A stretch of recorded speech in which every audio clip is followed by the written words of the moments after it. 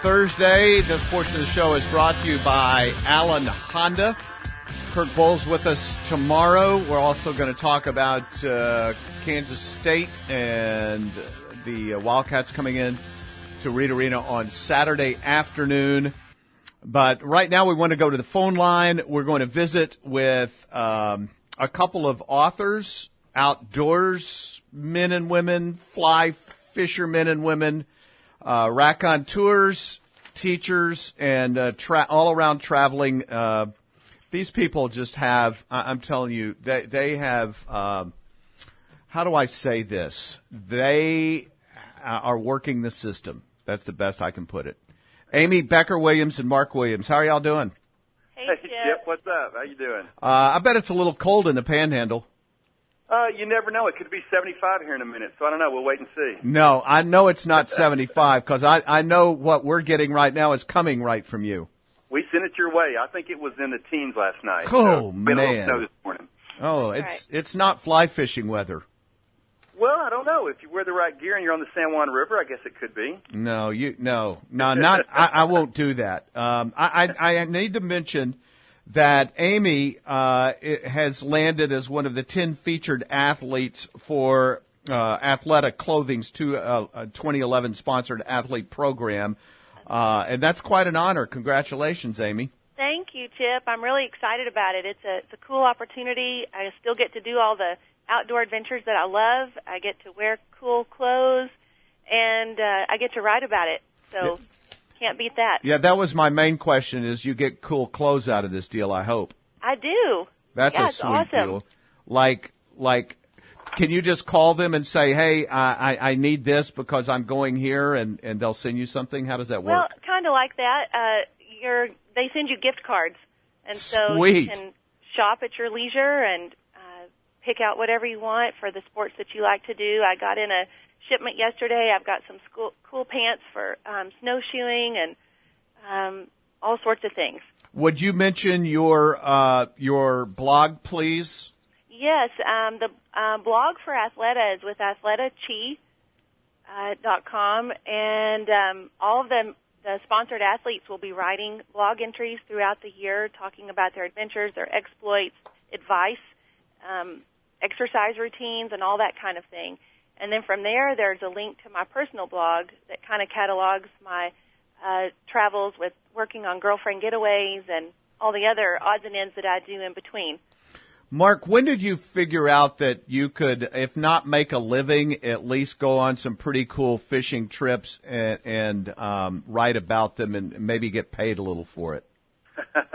Yeah, I figured that out back in the late 80s, early 90s, whenever Juan Gonzalez had that whole story about how I lied to get an interview with him.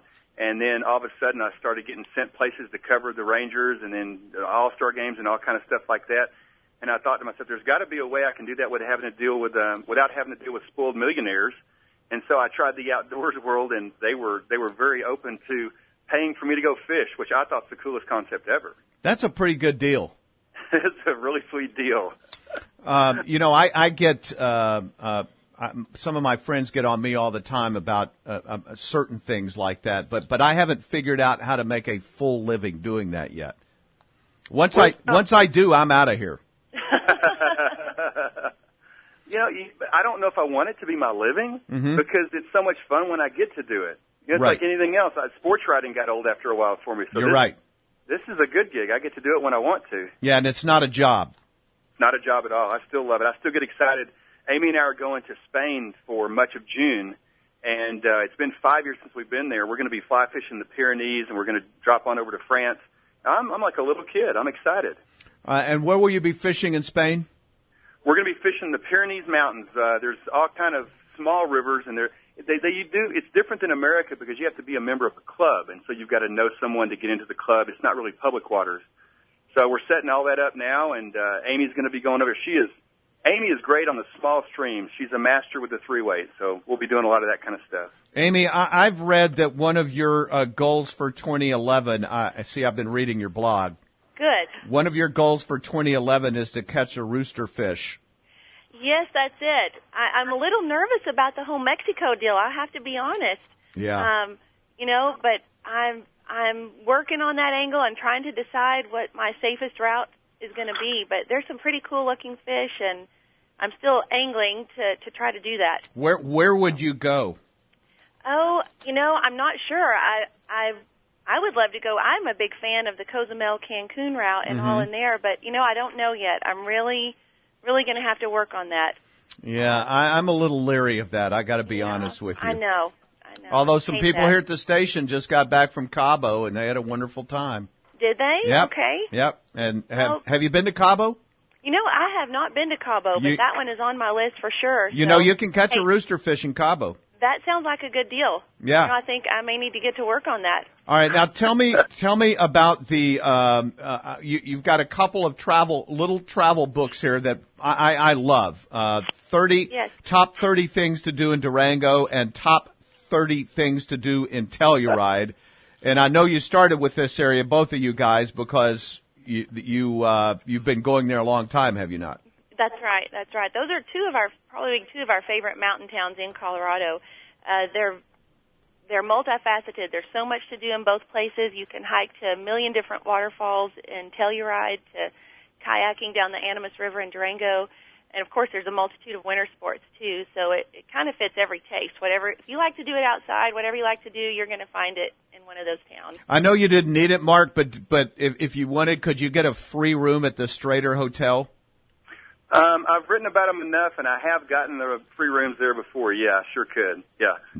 I have done that, as a matter of fact. But, I found Durango back whenever Amy and I went there in the late 80s, early 90s, and we stayed at the Strader, and we were working on a book about their bedside diaries and all that, so it's pretty cool. Strader's a pretty neat place. And obviously, whenever you're at these places, you're always looking at not only the closest, but the best streams in the area, are you not?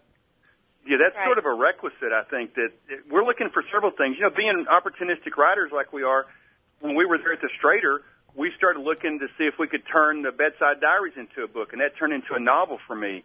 When we're out there fishing and we're out there traveling and stuff, we always have our pack rods with us. We're either loaded for bear or we've at least got one rod. We're going to go fishing. I might mention that next week we're going to visit with Mark and his co-author Chad McPhail on his new book called Colorado Fly Fishing: Where to Eat, Sleep, and Fish. So we will hit that more specifically. But back to these little travel. Amy, was this your idea? Whose idea was it? Somebody take credit for this. I would love to say, it's my idea. Yeah, sure, I can go with that. Here's the thing, we're list people. We're constantly making lists of what we like to do whenever we go somewhere, and it's just kind of a natural thing. This was a natural piece of work for us because it's something that we kind of had already been working on all this time anyway, the things that we love to do, and they just fit together, and they're meant to be small, so you can carry them around in your pocket or your purse or backpack or whatever. And, they're, especially if you're new to the area, it gives you a really good introduction and tells you something. You can fill a full week or more, a whole summer, but you could definitely fill a vacation just by following some of the things in these books. Now, I don't want to be competition for you guys, at all. Okay. But we love that. Yeah. If I when I go to the Bahamas for a little fishing in the spring, should I start making lists? Hey, you never know what it might turn into. Chip, we know a lot of publishers. I'll be glad to co-author with you. I don't mind going to the Bahamas. You'd have to fight my wife for that deal. See, that's part of it. Now, I'm not sure roosterfish is on the agenda, but certainly dolphin and wahoo and tuna are. Absolutely. I think you should go for it. And some bonefish, by the way, on the fly. Oh, and that's fun to do. We've done that in Anegada, British Virgin Islands, and that's a fun trip. The British Virgin Islands, when did you guys do that? 3 years ago? Yeah, 2 to 3 years ago. And Anegada, it's the flattest place there. There's really not much to do but eat fantastic food, have some cool beverages, and fish. No way. Yeah. It never gets written about or talked about. I've never heard of it.